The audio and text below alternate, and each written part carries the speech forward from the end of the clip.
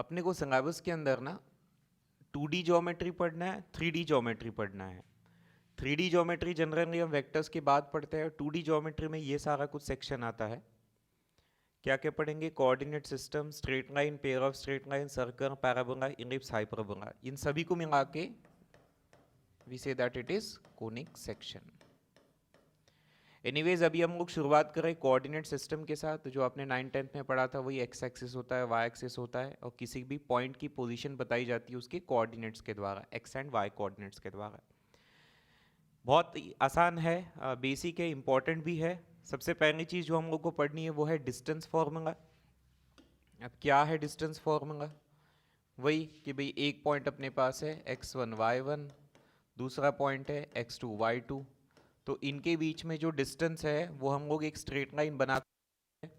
तो ये जो डिस्टेंस है उसके लिए फॉर्मूला है सिंपल सा, whatever is the difference in x coordinate उसका square and difference in y coordinate उसका स्क्वायर। जैसे कि अगर ये पॉइंट हो जाए 1 2 और ये पॉइंट हो जाए 3 4, तो आप कैसे करेंगे डिस्टेंस निकालते टाइम पे? एक्स कोऑर्डिनेट के बीच का जो डिफरेंस है वो कितना दिख रहा है अपने को? 2 है ना, और वाई कोऑर्डिनेट के बीच का भी डिफरेंस कितने का है? 2। तो इस तरीके से आपका जो है आंसर आ जाएगा। So 4 4 under root of 8 would be 2√2। Then इसी बेसिस पे एक छोटा सा क्वेश्चन करा रहे थे, find the shortest distance of this point from that curve. Now आप देखते हैं मैथमेटिक्स के अंदर हम इसे स्क्वायर्ड फंक्शन कहते हैं, राइट? तो squared function, sorry square root function, square root function. तो अगर हम निकालना चाहे, हालांकि ज़रूरत नहीं है ग्राफ वगैरह बनाने की, बट अगर निकालना चाहे तो वो कुछ इस तरीके का ग्राफ बनेगा। This is your y equals to √x, और ये जो पॉइंट है 3/2, 0, 3/2, 0 मतलब यहाँ कहीं तो भी पॉइंट आएगा। तो ये पॉइंट से ये कर्वेचर पे कोई तो भी एक पॉइंट होगा, जब आप उससे जोड़ोगे तो डिस्टेंस क्या निकल के आएगा? मिनिमम। तो वो कौन सा पॉइंट होगा सर? बात करते उस बारे में।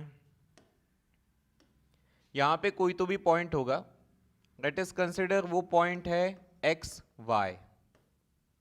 अब क्योंकि ये पॉइंट इस कर्व के ऊपर बैठा है तो आप इसे ऐसा भी लिख सकते, दिस इज x√x, क्योंकि आप देख रहे हैं जो y है वो किसके बराबर है? √x के बराबर है। तो इस पॉइंट को जब आप इससे जोड़ोगे देन ये जो डिस्टेंस निकल के आएगा वो डिस्टेंस का फॉर्मूला कैसे होगा? Difference in x coordinate, and that would B x - 3/2 का square, and difference in y coordinate √x - 0 मतलब सिंपल है √x का क्या हो जाएगा? स्क्वायर। सो ये डिस्टेंस को आप आगे बढ़ा रहे हो, सो अंडर रूट ऑफ इसका एक्सपांशन हम लोग करते हैं X square, then it would be 9/4 and -2 times करोगे तो कितना आएगा? 3x, एंड प्लस √x का स्क्वायर यानी x हो जाएगा। So overall what we are getting is, यहाँ पे आया एक्स स्क्वायर, ये दोनों को अगर आप जोड़ दो तो कितना मिलेगा? -2x and 9/4। चलिए लिख दिया मैंने 9/4। अब आप ये चाहते हैं कि ये जो फंक्शन है इसका वैल्यू मिनिमम हो। अब मिनिमा या मैक्सिमा के लिए इन जनरल आप एओडी का इस्तेमाल कर सकते हो, या तो अगर आप देख सकते हैं तो अंदर एक क्वाड्रेटिक है, तो क्वाड्रेटिक के अंदर हम एक कंप्लीशन ऑफ स्क्वायर वाला मेथड पढ़ते हैं क्लास 10th के अंदर भी, आप उसे भी यूज कर सकते हैं। कंप्लीशन ऑफ स्क्वायर का फंडा क्या होता है कि जो कुछ भी आपका x का कोइफिशिएंट है उसका हाफ करके जोड़ेंगे। तो 2 का हाफ क्या होता है? 1, तो आप उस 1 के स्क्वायर को जोड़िए, 1 के स्क्वायर को घटाइए। इससे क्या फायदा होगा कि पहली 3 टर्म जो है वो होल स्क्वायर में कंप्लीट हो जाएगी। मतलब क्या निकल के आएगा आगे देखिए। पहली 3 बातें शायद आपको दिख रही है, इट वुड बी x - 1 का स्क्वायर, और अगर आप यहां पे क्रॉस प्रोडक्ट करेंगे तो कितना आ जाएगा? Yes, it would B 5/4। इसे आपको बनाना है मिनिमम, तो आपको ये सोचना है कि सर ये तो एक स्क्वायर्ड क्वांटिटी, और स्क्वायर्ड क्वांटिटी का जो मिनिमम वैल्यू है वो कितना होता है? 0। तो अगर ये मिनिमम बन जाए तो ओवरऑल आंसर मिनिमम रहेगा।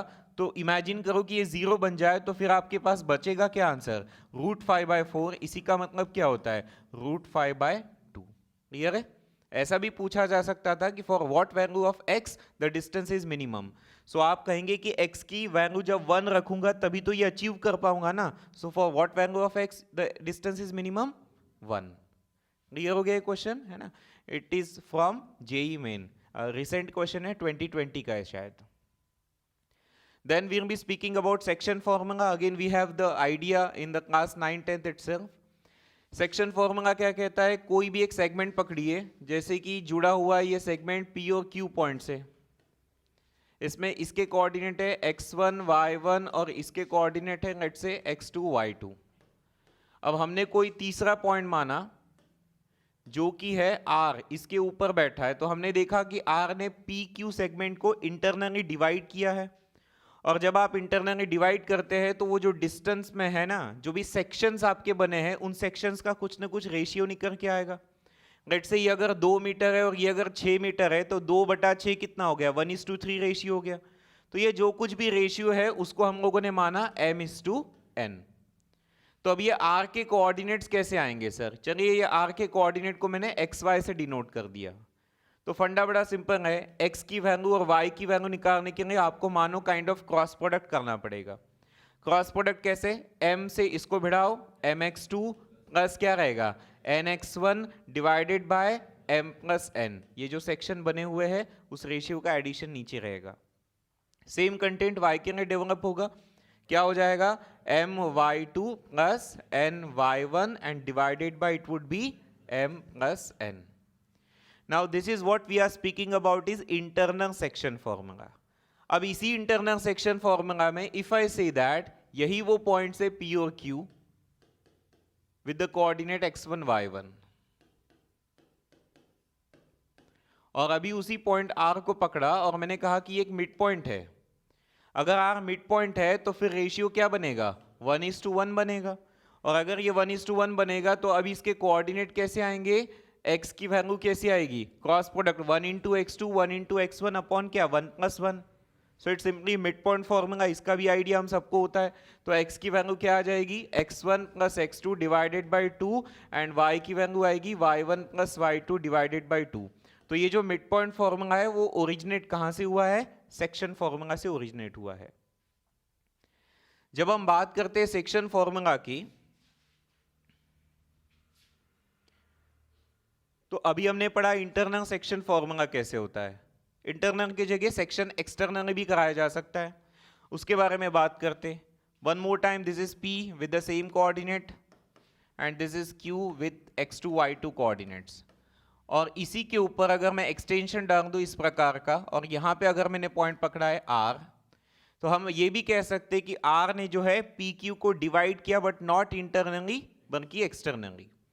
कैसे डिवाइड किया, फिर से डिवाइड करने के लिए आपको पहले PR की वैल्यू निकालनी पड़ेगी, लेट से वो 12 आ गया, उसके बाद आप QR की वैल्यू निकालेंगे, लेट से वो 4 आ गया, तो 12/4 कितना हो जाएगा 3, दैट इज 3:1 रेशियो बनेगा आपका एक्सटर्नली। ओके, सो वापस से मैं वही बात करता हूं, ये वाला जो डिस्टेंस है वो डिस्टेंस कुछ तो भी होगा, फिर ये वाला डिस्टेंस कुछ तो भी होगा, है ना, ये एक क्वेश्चन मार्क, ये डबल क्वेश्चन मार्क, ऐसा लिख दिया मैंने।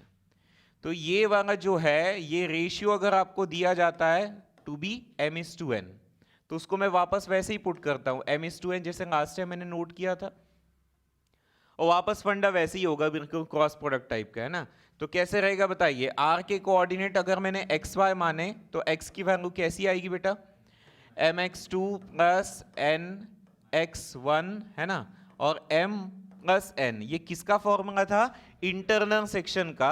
अब एक्सटर्नल सेक्शन में केवल एक फर्क आता है कि जहां जहां प्लस था वहां वहां क्या आएगा, minus, and the same thing would be working out for y, है ना, कोई डिफरेंस नहीं रहेगा, x2 x1 की जगह क्या आएगा y2 y1। आगे ये एक इंपॉर्टेंट पॉइंट है that x axis divides the join of these 2 points in the ratio. Okay, इसका फंडा ऐसा हो गया कि भाई यहां पे मैंने वापस मान लिया ये P है और ये Q है, और यहां से ये आप देख रहे हैं कि x एक्सिस है, तो ये जब x एक्सिस यहां से गया तो इसने फिर से PQ सेगमेंट को किस हिस्सों में डिवाइड किया है, तो ये रेशियो तो आपको पता करना पड़ेगा। तो वो रेशियो पता करने के लिए क्या करोगे सर, बहुत ज़्यादा डिफिकल्ट कुछ है नहीं, क्योंकि ये पॉइंट जो है वो x एक्सिस पे लाई करता है, तो किसी भी x एक्सिस के कोऑर्डिनेट क्या होते हैं, सपोज यहाँ पे h होगा तो y कोऑर्डिनेट क्या होगा 0, and then you can go on to finding the ratio ratio अभी तो हमें पता नहीं है, और जब जब रेशियो पता नहीं होता है तो we deal it with k:1, ये बात ध्यान में रखेंगे। जैसे इसके पहले आपको रेशियो दिया हुआ था m:n, अगर रेशियो ना दिया हो तो हम लोग उसको क्या कहेंगे, k:1, और वैसे ही कैलकुलेट करेंगे जैसे इन जनरल करते हैं। फाइनली अगर k पॉजिटिव आता है तो इंटरनल सेक्शन, और अगर k निगेटिव आता है तो एक्सटर्नल सेक्शन रहेगा। एनीवेज हमें इतना तामझाम करना नहीं है, कुछ कुछ बातें डायरेक्टली याद रखेंगे।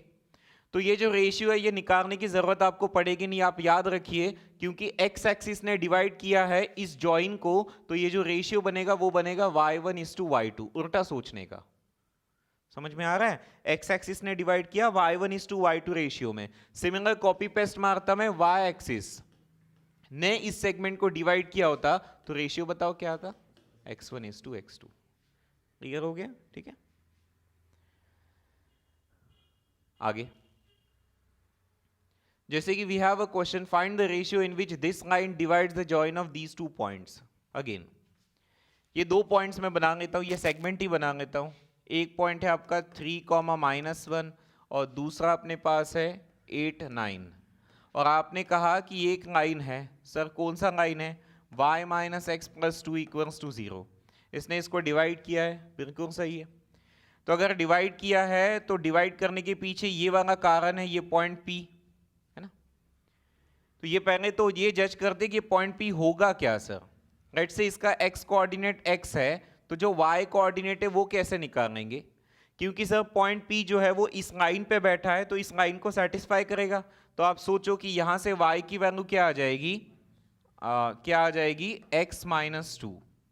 तो आप जान लो कि y की वैल्यू रहेगी x - 2। और रेशियो ना जी, रेशियो तो नहीं पता हमें, तो हमने रेशियो अज्यूम कर लिया क्या, k:1। अब आप फॉर्मूला यूज कर सकते हैं कि इसका जो x कोऑर्डिनेट आएगा वो किस बेसिस पे आएगा, क्रॉस प्रोडक्ट के बेसिस पे आएगा। 8k + 1 × 3 and divided by how much, k + 1।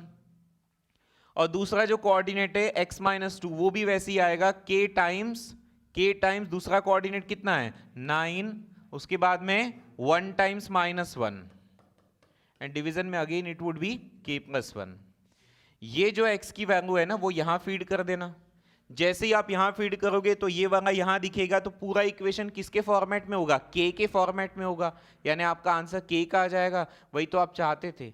एक बार फिर से, अगर k का आंसर पॉजिटिव आया देन इट्स इंटरनल, निगेटिव आ गया तो इट्स एक्सटर्नल। क्लियर है यहां तक बातें, है ना।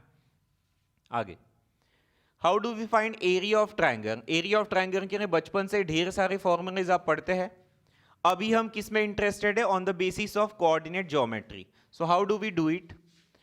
चलिए, कोई भी ट्रायंगल अगर है तो आपको इंटरेस्ट रहता है उसके कोऑर्डिनेट्स में। किसके कोऑर्डिनेट्स में, वर्टेक्सेस के कोऑर्डिनेट्स में। लेट्स से इनके वर्टेक्स है x1 y1, that is x2 y2 and this is x3 y3।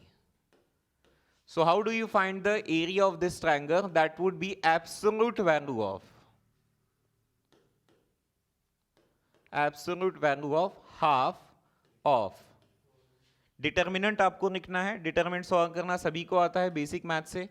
x1 y1, x2 y2, then we have x3 y3 and then 1 1 1। अब ये एब्सोल्यूट वैल्यू का मतलब आपको समझ गया होगा, क्योंकि जब हम डिटर्मिनेंट कैलकुलेट करते हैं तो मैंने इसको x1 y1 माना, शायद कोई और स्टूडेंट है जो इसको x2 y2 मानेगा। तो उस चक्कर में क्या होता है कि ये जो रोज है वो सबकी अलग अलग हो सकती है, एक्सचेंज हो सकती है, और हम जानते हैं कि रोज के एक्सचेंज से वो माइनस का डिफरेंस आता है। तो डिटर्मिनेंट कभी पॉजिटिव आएगा या कभी निगेटिव रहेगा, but the common sense has that area has to be positive. तो अगर एरिया पॉजिटिव आना है तो फिर बस हमने एब्सोल्यूट वैल्यू पकड़ना है। मेरा आंसर -19 आएगा तो मैं दूंगा 19। ये एब्सोल्यूट वैल्यू का जो फंडा है वो बहुत ही इंपॉर्टेंट है, बिकॉज क्या होता है ना, कभी कभी वो लोग डायरेक्टली दे देते हैं कि भैया एरिया 10 है और यहां पे कोई एक अननोन रहेगा। समझ के चलो अच्छे से। अब अगर ये अननोन है तो ऐसे में हाउ टू सॉल्व इट, तो तब आपको इसको ऐसे मानना पड़ेगा, ये बाहर वाला जो है वो है मॉड, क्योंकि आप क्या कह रहे थे, एब्सोल्यूट वैल्यू चाहिए ना। बाहर वाला है mod, mod of this thing, मतलब आंसर ये पॉजिटिव आया। तो आप इस क्वेश्चन मार्क को सॉल्व करते टाइम पे ये ख्याल रखें कि बाहर का जब मॉड ओपन करेंगे तो 10 के जगह क्या लिखोगे, +-10। और यही गलतियां होती है।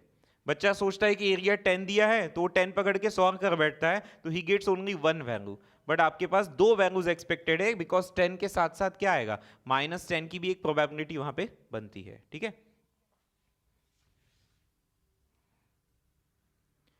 आगे बढ़ेंगे, इस पे एक क्वेश्चन भी करते हैं।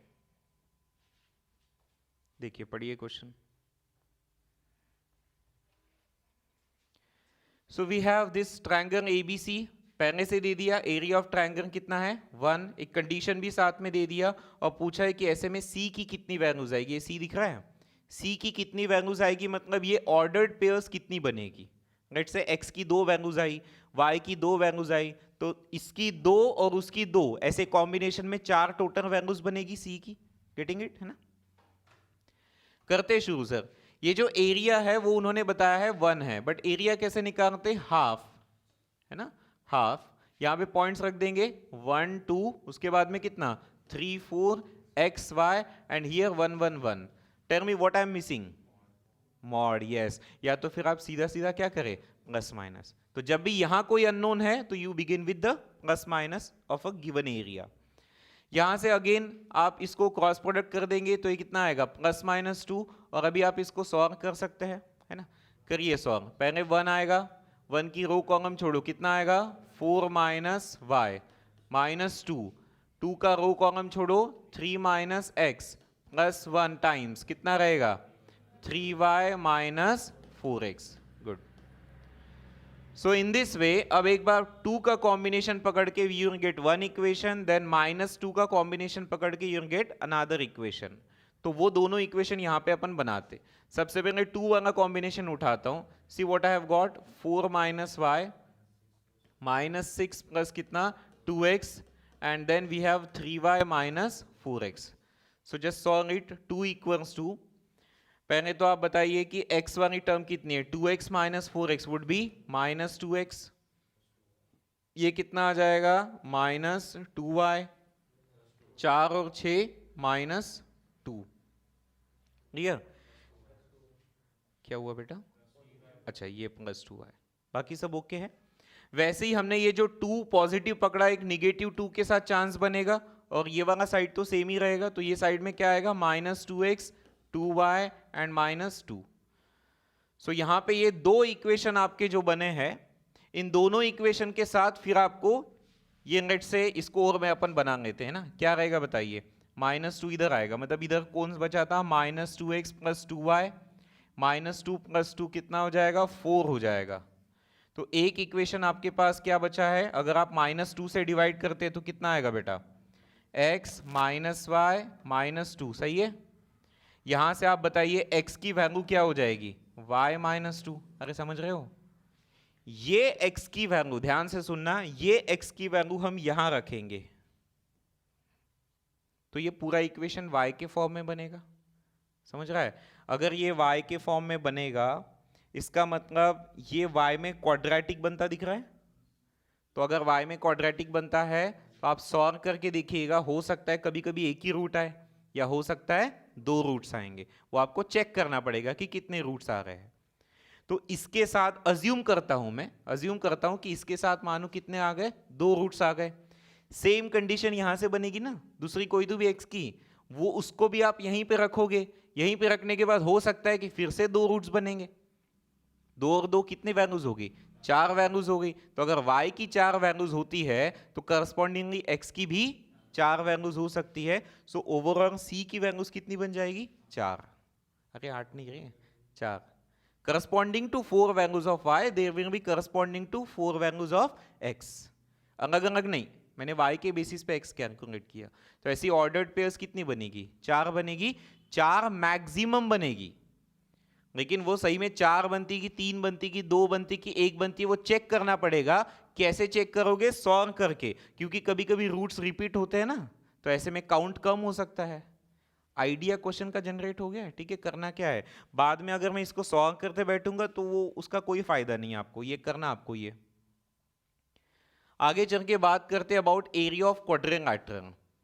अब कोई भी क्वाड्रिलेटरल पकड़ लो इस टाइप का, इसका एरिया आपको कैलकुलेट करना है on the basis of coordinate geometry.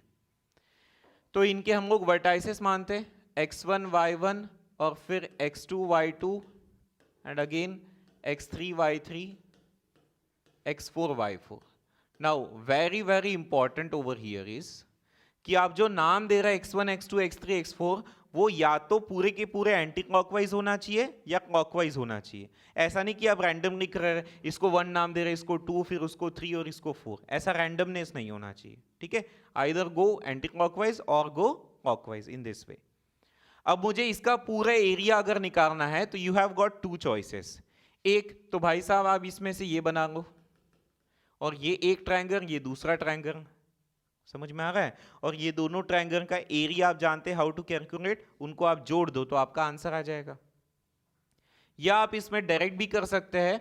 Direct कैसे आएगा? अगर पूरा एरिया एक साथ निकालना है तो you have to take half. और देखिए यहां पे क्या लिख रहा हूं मैं. सबसे पहले सारे के सारे एक्स कोऑर्डिनेट लिख दिए मैंने. 4 है ना, 1 2 3 4, फिर से 1 पे आके रोक दिया मैंने. सेम वे आपको ये भी काम करना है. y1 y2 y3 y4 and last में क्या आ जाएगा? y5. And obviously area find out कर रहे हैं तो we are be talking about absolute value. हो सकता है इसका आंसर क्या आएगा? निगेटिव. तो we have to consider only positive thing. Sir ये क्या है? ऐसा डिटर्मिनेंट थोड़ी होता है. डिटर्मिनेंट हमेशा क्या होता है? Same rows same number of columns होनी चाहिए. बट यहां पे तो क्या है कि रोज बहुत सारी दिख रही, कॉलम्स 2 ही है, तो ये कोई डिटर्मिनेंट नहीं है. ठीक है, ये सिर्फ लिखने का तरीका है ताकि आप इसको आगे कुछ ऐसे इवैल्यूएट कर पाए. कैसे? देखिए, हाफ टाइम्स. सबसे पहले डायगोनली इस तरीके से भागना. कैसे भागना? सुनिए, x1 से शुरू करो. बताओ, x1 y2 plus x2 y3. समझ में आ रहा है क्या करना है ना? नेक्स्ट क्या हो जाएगा? x3 y4. नेक्स्ट बताइए, x4 y1. ठीक. उसके बाद में इसमें से आप माइनस करेंगे दूसरे यूनिट को. दूसरे यूनिट में आप ऐसे भागोगे तो शुरू कैसे होगा बताइए? यस, y1 x2, फिर y2 x3, फिर y3 x4 and y4 x1. समझ में आया क्या करना है? ठीक है, तो इस तरीके से आप करेंगे, आपका आंसर आपको मिल जाएगा. ऐसा कोई पूछता है नहीं और ज्यादा इसका यूज होता नहीं है. पढ़ना था, पढ़ लिया अपन ने. आगे कुछ बड़े इंपॉर्टेंट पॉइंट्स हैं जिनकी हम बात करेंगे. शुरू करते हैं सेंट्रॉइड ऑफ ट्रायंगल के साथ में. चलिए ट्रायंगल बनाते हैं. We have these 3 coordinates.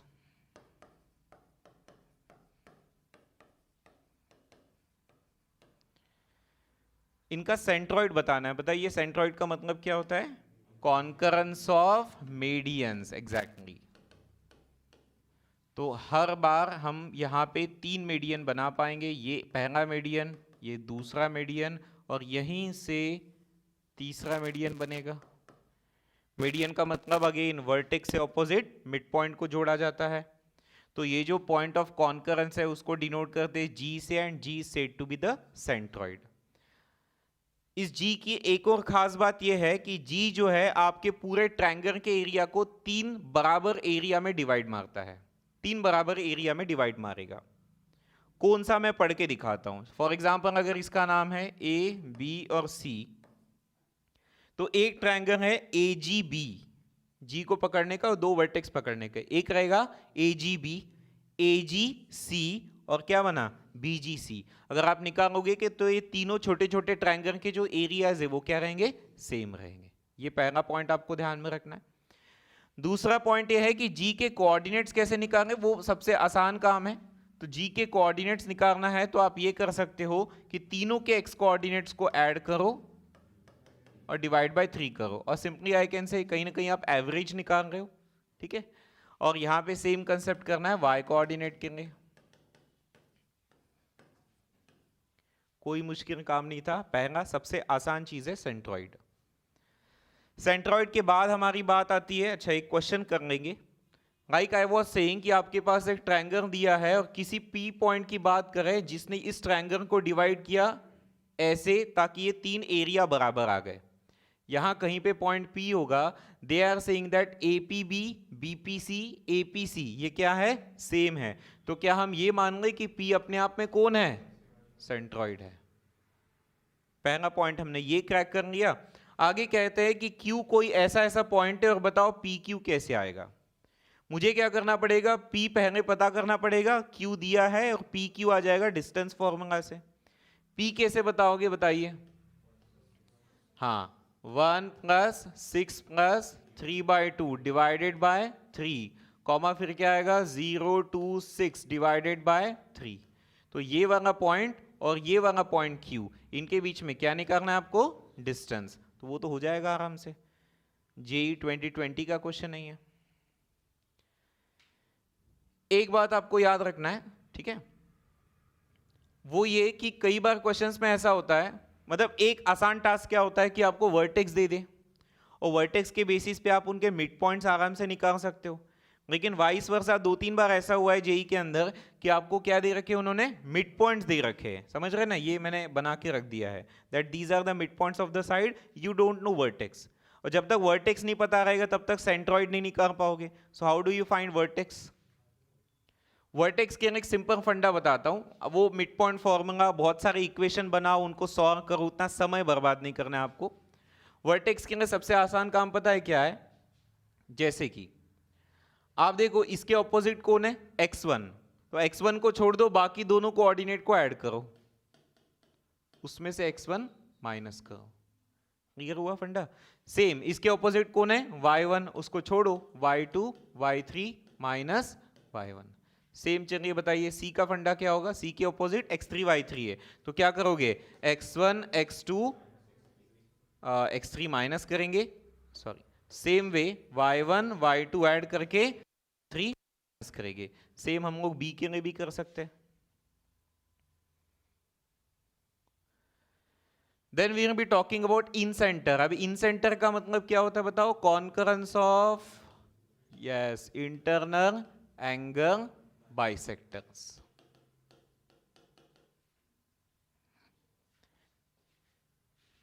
फिर से हमने ट्रायंगल बनाया जिसका नाम है ABC, कोऑर्डिनेट दे देते हैं x1 y1, x2 y2, x3 y3। और अब हम लोग एंगल बाइसेक्टर्स बनाएंगे। इसका ये बनाया, इसका ये, और ये भी यहीं से पास होगा। इनके सबके प्रूफ करते हैं अपन लोग बाद में वेक्टर्स चैप्टर के अंदर। तो एंगल बाइसेक्टर का मतलब ये एंगल यहाँ पे डिवाइड हुआ इन इक्वल पार्ट्स और ये यहाँ पे इक्वल पार्ट्स में। तो ये जो इन सेंटर है, ये वाला पॉइंट रहेगा आपका इन सेंटर। इन सेंटर का एक और मतलब होता है, आप ना एक इसके अंदर एक सर्कल बना सकते हो जो तीनों साइड्स को क्या करेगा, टच करेगा। तीनों साइड्स को टच करेगा मतलब ये तीनों साइड्स उस सर्कल को टेंजेंट्स बनेंगे। तो अगर मैं ऐसा बनाता हूं, वो गंदा बन जाएगा डायग्राम, तो मैं ऐसे ही बता दे रहा हूं कि अंदर अंदर अगर मैं एक सर्कल टच करता हुआ बनाऊंगा तो उस सर्कल का सेंटर अपने आप में क्या बन जाएगा, इन सेंटर बन जाएगा। एनीवेज ये निकालते कैसे, हाउ टू कैलकुलेट इट, उसके लिए देखिए ये जो कैपिटल A पॉइंट है ना, उसके ऑपोजिट वाला जो डायमेंशन है, ये जो डायमेंशन है इसे हम लोग स्मॉल a से डिनोट करते हैं। जनरल सी बात है, B के ऑपोजिट का जो डायमेंशन है उसे स्मॉल b, और ये वाला जो डायमेंशन है वो क्या बन जाएगा, C। We can easily find out the values of ABC, क्योंकि वर्टेक्स दिए होते हैं तो डिस्टेंस फॉर्मूले से आ जाते हैं आपके ABC। और फिर ये जो इन सेंटर है उसकी वैल्यू आप निकाल सकते हो कैसे, इसका फॉर्मूला है AX1 BX2 CX3 and divided by A plus B plus C. Remember, if you are finding out the x coordinate, you will be using x coordinates only, and in the same fashion y coordinates क्या आएंगे आपके, AY1 BY2 CY3 divided by A plus B plus C। ठीक है, इसके अलावा एक trigonometry based भी formula आता है, उसका कोई काम अभी नहीं, अभी तो नहीं है, एटलीस्ट आगे भी कुछ खास नहीं पड़ेगा। एक क्वेश्चन कराते हैं जिसमें we have to find x coordinate of in centre. तो इन सेंटर निकालना, यहाँ पे बताइए बात वही हो रही है वापस से। देखो पॉइंट दिया है इसका, ये इसका मिड पॉइंट है और ये इसका मिड पॉइंट है। तो इन सेंटर के लिए सबसे पहला काम करना होगा कि तीनों के वर्टेक्स निकालोगे। चलो बताओ, how do you find out vertex? एक के लिए क्या करोगे, इन दोनों का 1 और 1 2 में से क्या गायब करना है, 0, तो 2 ही रहेगा। फिर बताओ 0 में 1 ऐड करो, 1 में से 1 गायब करो। बी के बारे में बताइएगा। 1 और 0 को ऐड और ये माइनस। फिर बताइए 0 1 को ऐड करके वापस से क्या आएगा, 0। तो ये अपने आप में ओरिजिन बन गया आपका। और सी के लिए क्या करेंगे कि 1 और 1 2 में से 1 गया 1, एक्स कोऑर्डिनेट्स ऐड करना है, उसमें से वो एक्स कोऑर्डिनेट माइनस करना है। ओ 0 1 1 1 माइनस 1 कितना, 0, क्लियर। फिर 1 1 2 2 माइनस 0 कितना, जम गया, ठीक है। तो देखा जा रहा है अगर ये ट्रायंगल को ऐसे नहीं बनाता तो आप कोऑर्डिनेट्स पे बना सकते थे। एक ओरिजिन बनता है, ये एक्स, ये वाई कोऑर्डिनेट पे जाता और वो एक्स कोऑर्डिनेट पे आता। एनीवेज अगर वैसा बना दूं तो और भी इजी पड़ जाएगा, बना लेते, इसको इम्प्रोवाइज कर लेते। तो हमारे पास में कुछ एक ऐसा ट्रायंगल है, लेट्स से इसका नाम मैंने बी दिया था जो कि 0 0 पे था। ये जो 0 2 पे है ये कौन बनेगा अपने आप में, सी, और ये रहेगा ए विच इज लाइक 2 0। अब डायमेंशंस भी बड़े आराम से देख सकते हो। ये वाला जो डायमेंशन है वो कितना है, 2, ये भी डायमेंशन कितना है, 2, और ये क्योंकि 90 डिग्री होता है तो हाइपोटेनस से निकाल सकते हो या डिस्टेंस फॉर्मूले से भी निकाल सकते हो। तो डिस्टेंस फॉर्मूले से भी कितना आएगा, ये रहेगा 2√2। अब आपके पास सब कुछ आ गया है। क्या क्या आ गया है, इसे आप क्या कहेंगे, स्मॉल ए, इसे कहेंगे आप बी, और इसे क्या कहेंगे, सी।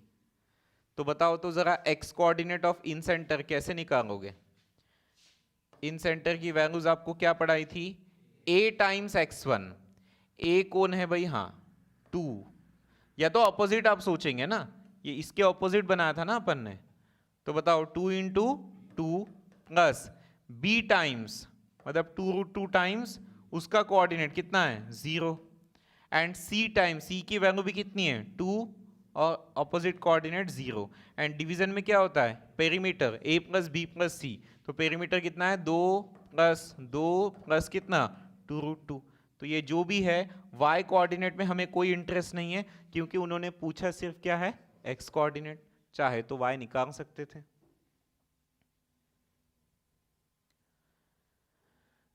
Then the next comes out to be circumcenter. Now what is circumcenter? Concurrence of perpendicular side bisectors, या perpendicular bisectors of sides of triangle we can say. So we have this thing again ABC,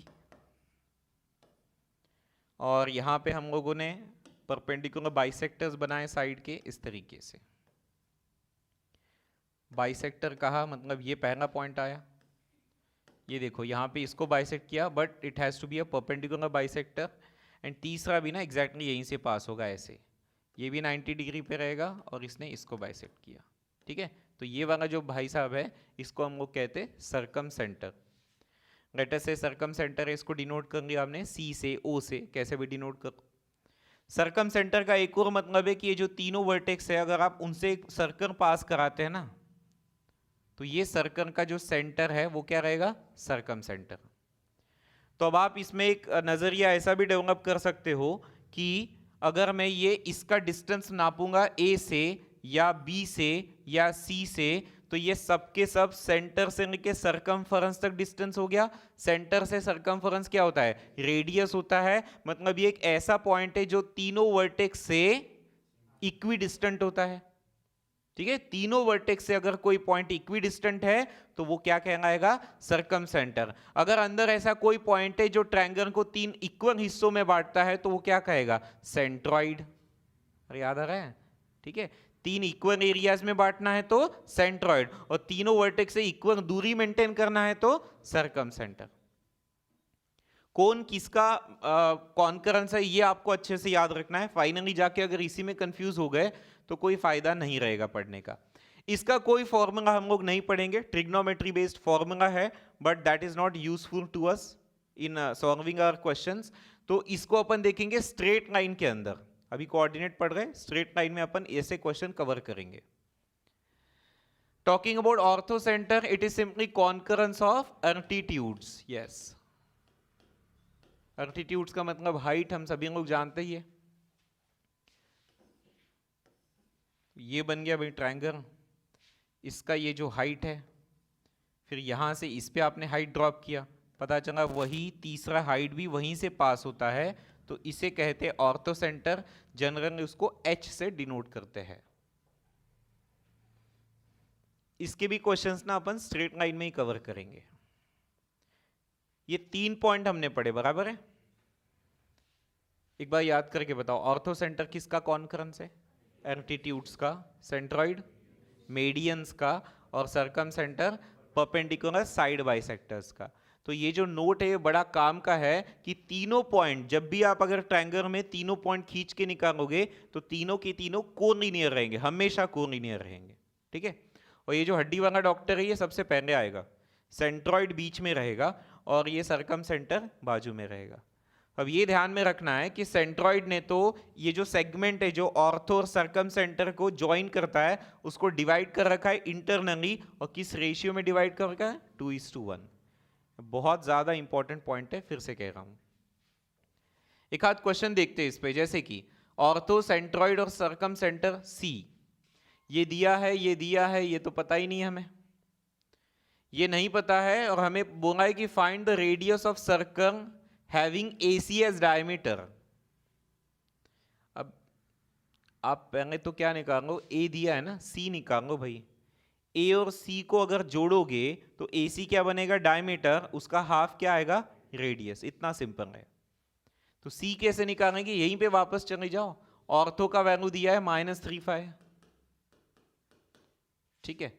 centroid का value क्या दिया है? 33, और ये हम जानते नहीं है, चलिए इसको XY मान लो।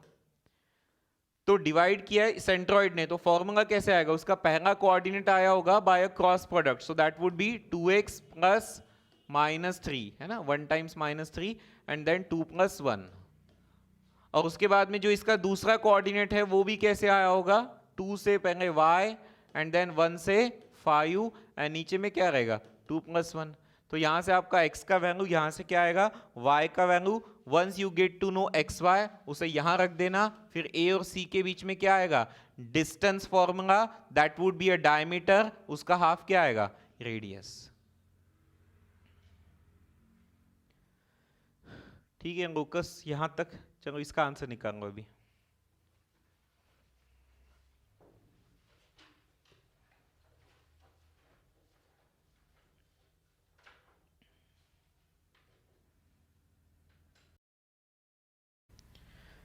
जब भी कोई पॉइंट मूव करता है तो उसके मूवमेंट के एक ट्रेजेक्टरी फॉलो होती है, राइट? तो ये जो भी ट्रेजेक्टरी आपकी बनी, इसी को आप क्या कहते हैं?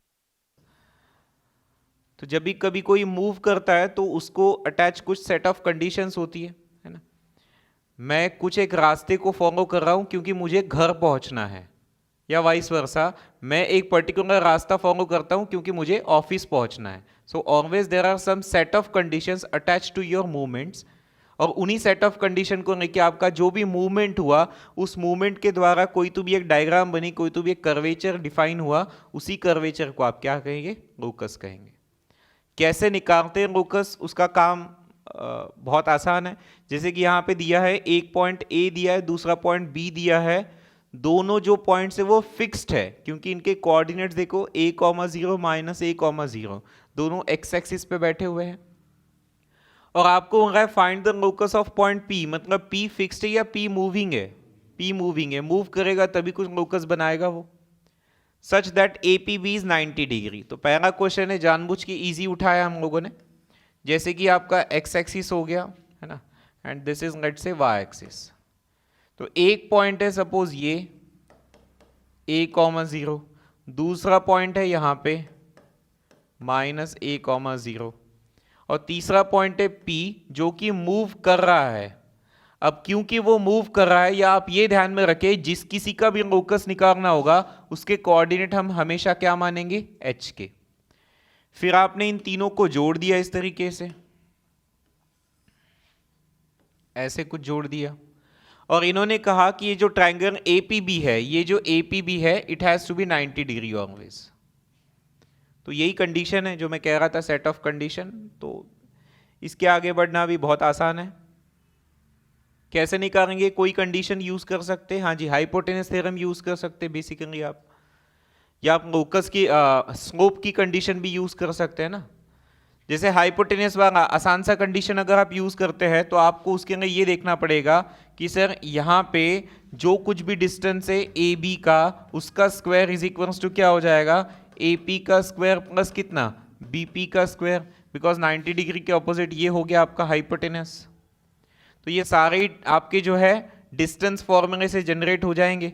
बताओ AB का स्क्वायर कैसे दिखेगा, डिफरेंस इन x कोऑर्डिनेट कितना हो जाएगा, 2a, उसका स्क्वायर, 0 0 में तो कुछ रहेगा नहीं, तो 2a का स्क्वायर ये कितना आ जाएगा, 4a स्क्वायर।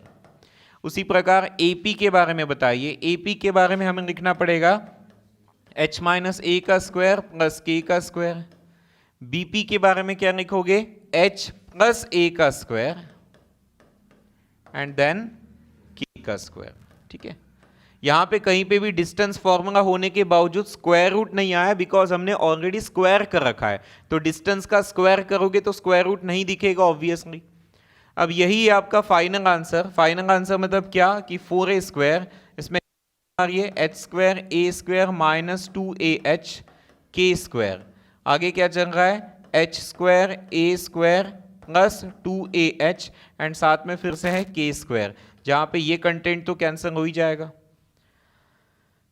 अब आप देख रहे हैं a स्क्वायर दो बार आया, which is twice a square, तो 4 में से 2 बार a स्क्वायर गायब हो जाएंगे, तो इस साइड बचेगा 2a स्क्वायर।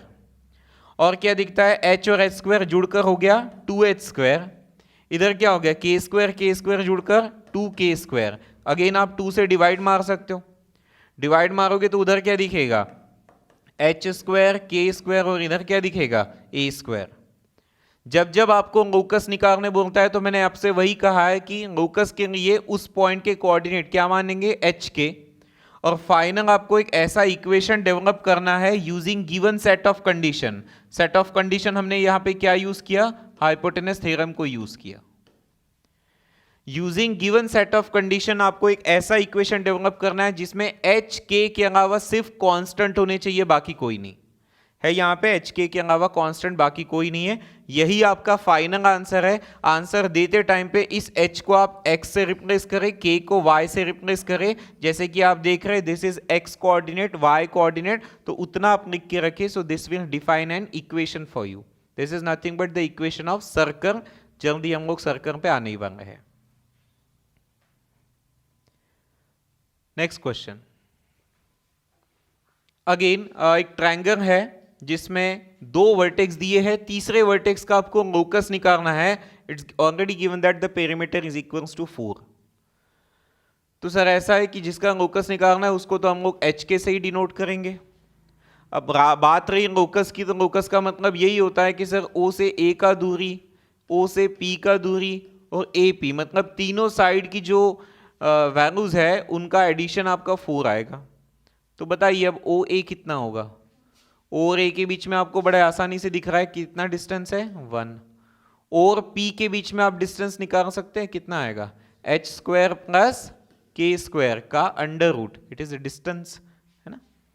और उसके बाद में नेक्स्ट क्या आएगा बेटा, AP, इनका डिस्टेंस बता सकते हैं आप कितना आएगा, h का square and then k minus 1 का स्क्वायर इक्वल्स टू कितना रहेगा, 4। आगे कैसे बढ़े, तो अब आगे बढ़ने के लिए आपको मदद करेगा ऑप्शन। वैसे तो यही आपका लोकस सिंपल है, क्योंकि यहां पे h और k को छोड़ के बाकी जगह सिर्फ क्या दिख रहा है, कॉन्स्टेंट्स ही दिख रहे हैं, तो उसमें ज्यादा वरी करने वाली बात है नहीं। आप इसको और अगर सोफिस्टिकेटेड वे में लिखना चाहते तो कुछ एक फैक्टर्स उधर चले जाएंगे। सपोज करिए आपने ये वाली चीज को इधर ही रखा, h स्क्वायर k स्क्वायर, बाकियों को आप उधर भगा सकते हो। फॉर एग्जाम्पल 4 में से 1 गया कितना, 3, और वो 3 में से ये वाले अंडर रूट को भी आप उधर भगा सकते हो, ऐसा भी कर सकते हो। अब क्या एक्सपेक्टेड है वो तो ऑप्शन वाले भाई साहब ही बताएंगे। कई बार ऐसा होता है कि इसको आगे बढ़ाने में हमारा बहुत समय बर्बाद होता है, तो अगर आपका समय बर्बाद होता है तो आप इसको आगे मत बढ़ाइए, आप इसको डायरेक्ट ऐसा का वैसा ही रखिए, ठीक है। और करना यह है कि आप कोई भी एक वैल्यू चूज करनी है एक्स और वाई की। सपोज मैंने इसको 3 माना, इसको 1 माना, और फिर मैं ये 3 और 1 को यहां पे रख के देखूंगा कि मेरे पास क्या आंसर आता है। समझ में आ रहा है ना क्या डेवलपमेंट होती है। तो जो 3 1 अगर इसको सेटिस्फाई करता है तो बाकियों में भी वो सेटिस्फैक्शन आना चाहिए, है ना। तो जिस भी ऑप्शन के साथ वो मैच करेगा वो आपका फाइनल आंसर बनेगा। अदरवाइज आप इसको आगे प्रोपोगेट करके देख सकते हैं। Translation of axis. अब ये ट्रांसलेशन ऑफ एक्सिस क्या है उसको हम दो हिस्सों में पढ़ते हैं। एक पहला तो है shifting of origin. Shifting of origin का मतलब ये हो गया आपका एक्स और वाई एक्सिस जो अक्सर होता है, और ये रहा ओरिजिन जिसके कोऑर्डिनेट आप मानते हैं 0 0। यहां पे आपने कोई पॉइंट अज्यूम कर लिया भाई साहब, पॉइंट है जिसके कोऑर्डिनेट है स्मॉल एक्स वाई से ही आप लिखते बराबर। स्मॉल एक्स वाई से क्यों लिखते हो? क्योंकि आपने इस पे जब परपेंडिकुलर ड्रॉप किया so this much distance is x, and इस पे जब आपने परपेंडिकुलर ड्रॉप किया, ठीक है, तो this much distance has become y. इसके द्वारा उसकी पोजीशन बताई गई। तो ये जब आपने पोजीशन बताई तो आपने इस ओरिजिन का सहारा लिया और साथ ही साथ ये एक्स और वाई एक्सिस के रेफरेंस में उसकी पोजीशन बताई। क्या होगा अगर मैंने आपसे कहा कि नहीं मैं तो ओरिजिन ही बदल दे रहा हूं, जो ओरिजिन है अब से लेके आपका ओरिजिन यहां रहेगा। अरे ये ओरिजिन ही चेंज हो गया, मतलब ये कोई तो भी पॉइंट ही है ना। ये अगर कोई पॉइंट है तो उसके कुछ ना कुछ तो कोऑर्डिनेट होंगे, और उसी कोऑर्डिनेट को लेके अब आपने उसका ओरिजिन नाम दे दिया। अब अगर तुम ओरिजिन हो तो तुमसे निकलेंगे ना एक्स और वाई एक्सिस। सपोज इन नए एक्स वाई को एक्स डैश वाई डैश और नए ओरिजिन को क्या नाम दे दिया? O dash. और पॉइंट पी वहीं पे है, लेकिन अगर पॉइंट पी वहीं पे है तो उसकी पोजीशन की वैल्यू एक्स वाई रहेगी या चेंज हो जाएगी? चेंज हो जाएगी, क्योंकि ऑब्जर्व करने वाला अगर बंदा ही चेंज हो गया तो उसके हिसाब से उसकी पोजीशन भी रिलेटिवली चेंज हो जाएगी। तो वो आप कैसे निकालेंगे? सर उसके लिए मुझे केवल इसका इतना ही हिस्सा पकड़ना पड़ेगा, सिर्फ इतना हिस्सा। तो ये तो कुछ अलग ही रहेगा सर। लेट्स से ये रहेगा आपका एक्स डैश, और ये वाला हिस्सा मुझे सिर्फ इतना पकड़ना पड़ेगा कि नए एक्स और नए वाई के साथ ये सपोज कितना है? Y dash. तो अब आपकी जो नई पोजीशन है पी की वो कैसे दोगे? X dash y dash. तो ये बड़ा सिंपल फिजिक्स वाला फंडा है अपना कि बंदा वही है लेकिन ऑब्जर्व करने का तरीका चेंज हो रहा है, ऑब्जर्वर चेंज हो रहा है, तो हम उसकी पोजीशन डेफिनेशन भी चेंज कर देंगे। ठीक है, क्या हुआ? अच्छा, मैंने लिखते टाइम पे ये वाला क्या हो जाएगा? वाई डैश, इट्स हाइट ना पैरेलल टू वाई एक्सिस, और ये क्या हो जाएगा? X dash. इनफ? ठीक। अब क्या डिफरेंस है सर इसमें और इसमें? तो अपने को दिख ही रहा है पूरे डायग्राम के चलते। अब ये बताइए यहां से लेके इतना जो है दिस इज नथिंग बट के, एंड इतना जो है ये क्या रहेगा? एच। ये समझ रहे हैं ना आप? ये एच है और ये के है, तभी तो उसके वो कोऑर्डिनेट बने हैं। सो टेल मी, जो पुराना छोटू वाई है वो किन किन से मिलके बना हुआ है? के में क्या जोड़ा आपने? Y dash. और जो एक्स है, एक्स समझ रहे हो, ये पूरा एक्स, ये किन किन से मिलके बना हुआ है? एच में क्या जोड़ा आपने? X dash. एच में एक्स डैश आपने जोड़ा है। तो इस तरीके से आप याद रखेंगे ये कौन सा कोऑर्डिनेट है? Old coordinate. ये क्या है? New coordinate. और ये क्या है? नया ओरिजिन का कोऑर्डिनेट। तो जैसे याद रखते हैं ओल्ड इज गोल्ड, पुराना मजबूत है, ऐसा याद रखना आप। ओल्ड में ओल्ड का आंसर आएगा जब आप न्यू में ओरिजिन के कोऑर्डिनेट्स ऐड करेंगे, for x as well as for y. Question करते हैं उससे क्लैरिटी ज्यादा आएगी। इन्होंने कहा है कि एक पॉइंट है जिसकी ये पोजीशन थी, नई पोजीशन ये बन गई है। ये क्यों हुआ? क्योंकि हमने ओरिजिन को क्या कर दिया? शिफ्ट कर दिया। तो बोलो ओरिजिन को कहां शिफ्ट किया? तो हम हमेशा ओरिजिन को कहां शिफ्ट करते हैं? नई लोकेशन उसकी क्या मानते हैं? एच के। ये जो पॉइंट था हमारा पुराना पॉइंट था और ये चेंज हो गया नए पॉइंट में। नया पॉइंट क्या है? X dash y dash. तो बताइए आंसर कैसे आता है? जो भी पुराना है उसमें जो नया है उसमें एच जोड़ा जाता है, y equals to y dash plus क्या होगा k। तो बताइए 4 इक्वल्स टू -3 में h जोड़ा गया होगा और 5 में 9 में क्या जोड़ा होगा? k। तो यहां से यू कम टू नो कि h का वैल्यू कितना बन गया? 7 और k का वैल्यू क्या बन गया? -4। तो ये आपकी वैल्यू आ गई 7 -4। ओरिजिन इस पॉइंट पे शिफ्ट हुआ होगा। Again origin is shifted to. अच्छा यहां पे ओरिजिन आपने शिफ्ट कर लिया, मतलब आप बन गए एच के, नया origin. Find the corresponding new equation for this thing. नया इक्वेशन बनाना है, तो ये नया इक्वेशन मतलब ये जो पुराने एक्स वाई है उनकी बदली हो जाएगी। तो ये बताइए एक्स और वाई होते कौन है? एक्स और वाई पुराने लोग हैं, इनमें आपको नए लोगों को h और k ऐड करना है। h कितना है? 1 और k कितना है? -2। सो बेसिकली आपको यही इक्वेशन को कॉपी पेस्ट करना है। कैसे? 2 टाइम्स जहां पे x दिखता है उसके जगह क्या रखोगे? x डैश प्लस 1 का स्क्वायर, y की जगह रहेगा y डैश -2 का square, again 4 times x dash plus 1, 4 times y dash -2 and that's equals to 0। बात कहानी खत्म हो गई। इसी को आप आगे चाहे तो बढ़ा सकते हैं, यानी पूरा इक्वेशन किस फॉर्मेट में दिखेगा? x डैश y डैश, ठीक है, instead of x y, nothing else. Options दिए होते हैं, इजीली मैच किया जा सकता है। Then there would be rotation of axis keeping the origin intact. अभी ये तो हमने ओरिजिन को ही चेंज कर दिया था, अब हम ओरिजिन को वैसे ही रखेंगे। ये फंडा कुछ ऐसा है,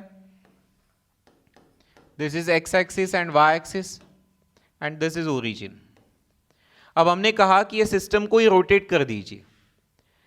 एक ही फंडा होता है कि जो एक्स और वाई एक्सिस है उनमें हमेशा 90 डिग्री होता है, तो 90 डिग्री तो आप वैसे भी मेंटेन कर सकते हो। कैसे? यहां से आपने इसको एक्स एक्सिस मान लिया, तो बराबर एक्स को 90 डिग्री पे आप क्या बनाओगे? Y axis. और शुड आई से ये नया एक्स एक्सिस है एक्स डैश, ये नया वाई एक्सिस है वाई डैश। तो आपने क्या किया ना, पूरे सिस्टम को रोटेट कर दिया, एंड रोटेशन के टाइम पे कुछ ना कुछ तो एंगल आया होगा थीटा, उतना ही थीटा ये भी आगे शिफ्ट हो गया। तो यहां पे भी बात वैसी की वैसी हुई ना, पुराने के हिसाब से तुम्हारी जो भी पोजीशन होगी एक्स वाई, लेट्स से ये कोई पॉइंट आपने पकड़ा, पुरानी पोजीशन क्या रही होगी उसकी? एक्स वाई, तो उसी की नई पोजीशन क्या बन जाएगी? X dash y dash. याद रखें अभी मैंने जो रोटेशन किया वो क्या किया है? Anti clockwise. आप रोटेशन चाहे तो क्या कर सकते थे? क्लॉकवाइज भी कर सकते थे। क्या ही फर्क होता है सर? एंटी क्लॉकवाइज में theta needs to be positive और क्लॉकवाइज में थीटा क्या रिप्रेजेंट करते? नेगेटिव रिप्रेजेंट करते, बाकी तो कोई फर्क नहीं होता है। अब ये जो नया और पुराने का कंसेप्ट है उस पर आप ध्यान रखें। यहां पे मैं डेरिवेशन करते बैठता नहीं हूं, एक आध क्वेश्चन बनाएंगे, अपने को फॉर्मूला याद हो जाते। कैसे याद रखोगे? ये फंडा याद रखने का, इधर मैंने लिखा है ओल्ड कोऑर्डिनेट्स, इधर लिखे हैं नए कोऑर्डिनेट्स। नए कोऑर्डिनेट्स को मैंने कैपिटल एक्स वाई से डिनोट किया, या तो आप एक्स डैश वाई डैश लिख सकते हो सिंपल स्मॉल एक्स वाई के साथ में।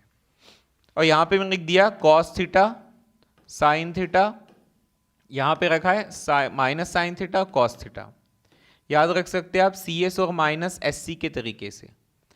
बहुत किताबों में बहुत अलग अलग तरीके से ये टेबल को बना के देख सकते हैं। वो ओल्ड कोऑर्डिनेट इधर डालते हैं, न्यू उधर डालते हैं, कुछ भी किया जा सकता है। कोई भी एक फंडा याद रखने का, अदरवाइज कंफ्यूजन भरमार होगा। तो अगर आपने ऐसा याद रखा तो इसका फायदा क्या होता है सर? फायदा देखिए, सपोज मुझे नए कोऑर्डिनेट निकालना है एक्स डैश, तो पता है एक्स डैश कैसे आएगा? इनका आपस में भिड़ेगा, एक्स कॉस थीटा प्लस क्या होगा? Y sine theta. अरे समझा? इनका जोड़कर आपका एक्स डैश आ गया। और ये बताइए वाई डैश कैसे आएगा? वाई डैश कैसे आएगा? माइनस एक्स साइन थीटा और प्लस उसमें क्या जोड़ेगा? Y cos theta. एक बार फिर से, क्वेश्चन के अंदर क्या क्या दिया रहेगा? पुराने कोऑर्डिनेट्स एक्स वाई दिए रहेंगे और बोलेगा रोटेट किया 30 डिग्री से, तो थीटा का वैल्यू 30 डिग्री आ गया, तो आपको अपने आप नए कोऑर्डिनेट आ जाएंगे। क्वेश्चन घुमाकर भी पूछ सकता है, नए कोऑर्डिनेट देगा और पुराने पूछेगा। तो अगर मुझे वो पुराने पूछता है तो फिर मैं सोचूंगा कि मुझे एक्स और वाई का आंसर आना चाहिए, ये पुराने कोऑर्डिनेट्स है। तो कैसे, फिर आप x के अंदर घुस जाएंगे, तो x के लिए आप इनका फायदा उठाइए। क्या फायदा उठाएंगे?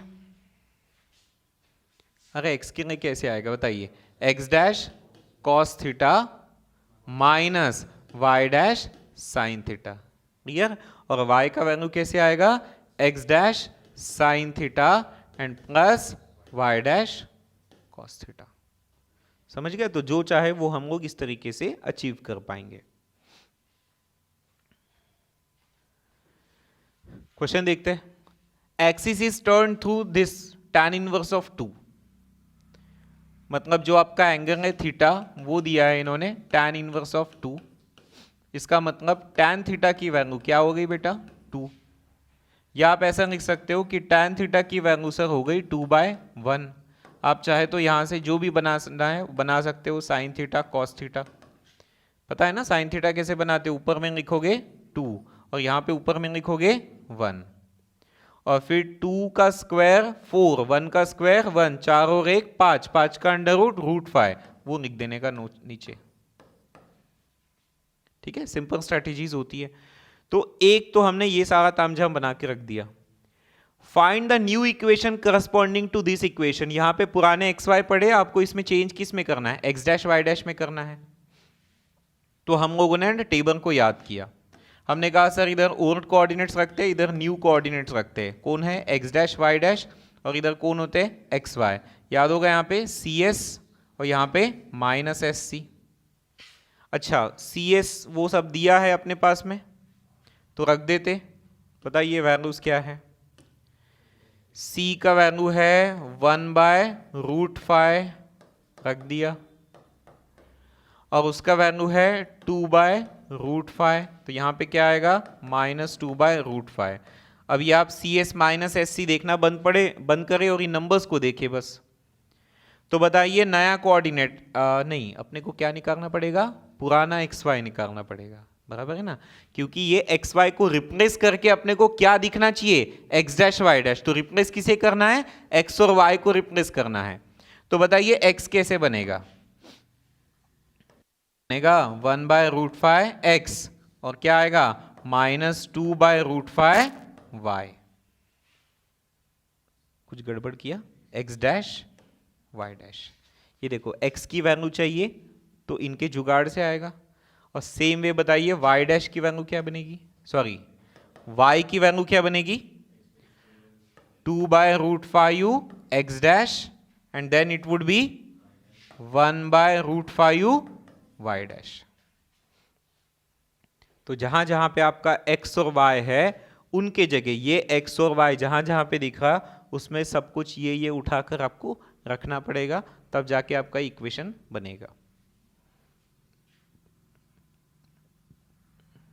चलिए इतना इनफ है, इनफ मतलब इतना ही है कोऑर्डिनेट सिस्टम में, बचा कुचा जो भी है वो स्ट्रेट लाइन में पढ़ेंगे।